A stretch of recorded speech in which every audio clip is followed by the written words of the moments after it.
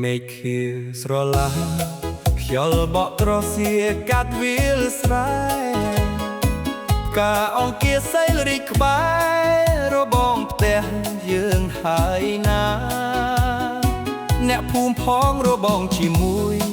គេរៀបចំផ្ទះជួបជុំគ្រួសារ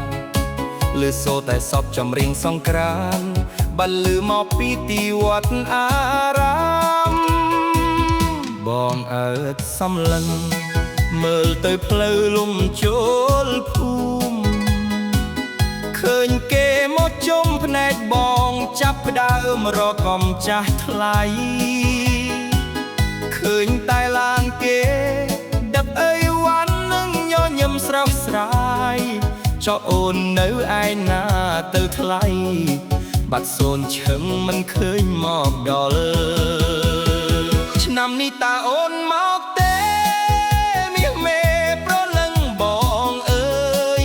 កុំស្ងាត់កំបាំងបាត់អើយសុំឆ្លើយប្រាប់បងមួយម៉ាត់មកណាវត្តអារាមកំពុងរងចាំរូបអូននឹងបងទៅពូនភ្នំខ្សាច់កុំឲ្យបងឯកោរងកំដើមម្នាក់ឯងក្នុងថ្ងៃសង្ក្រាន្តឬមួយនៅក្រុងអូនភ្លេចវាលស្រែនឹងរូបបងលេចពីសន្យាចងថាឆ្នាំនេះយើងរួមវងជុំគ្នា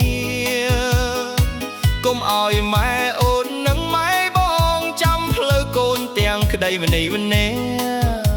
វិលវិញមកណាពងងារបងនៅចាំផ្លូវអូនជានិច្ចចន់បងនៅចាំផ្លូវនៅក្រោម